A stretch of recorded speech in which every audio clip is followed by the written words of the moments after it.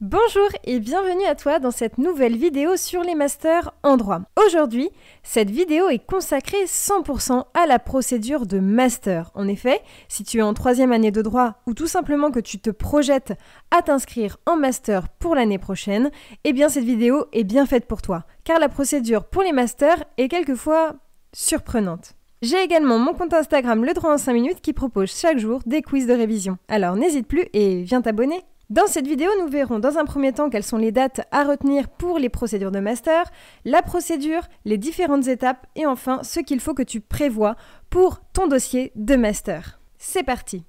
Tout d'abord les dates.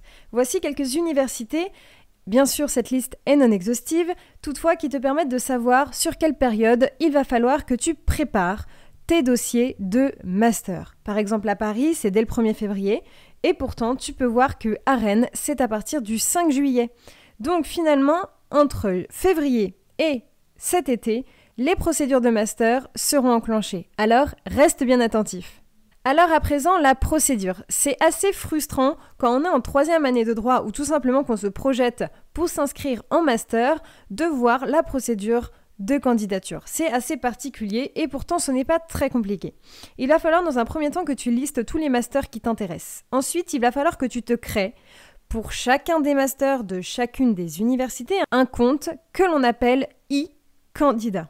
Ce n'est pas très compliqué sur chacune des universités que tu te projettes. Par exemple, si tu souhaites postuler au master droit notarial de Paris, Lyon et Marseille, eh bien que tu te crées un compte e-candidat pour ces 3 universités. D'autre part, il est important que tu retiennes et que tu notes dans un coin tous tes identifiants de tous ces comptes e-candidats.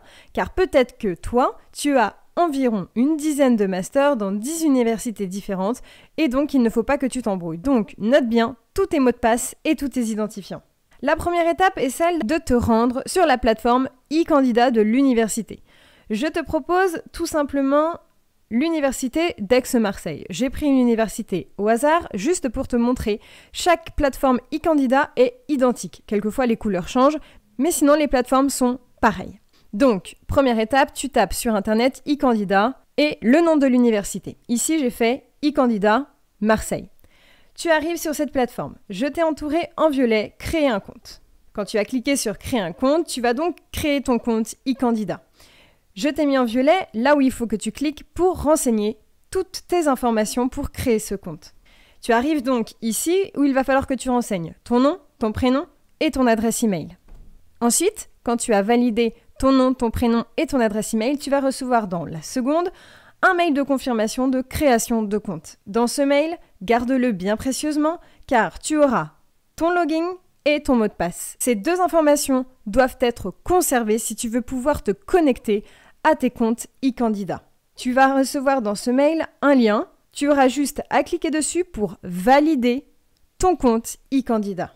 Ensuite, quand tu as validé ton compte e-candidat par le lien renseigné dans le mail, tu auras juste à te connecter avec ton nom d'utilisateur, ton login et le mot de passe présent dans le mail.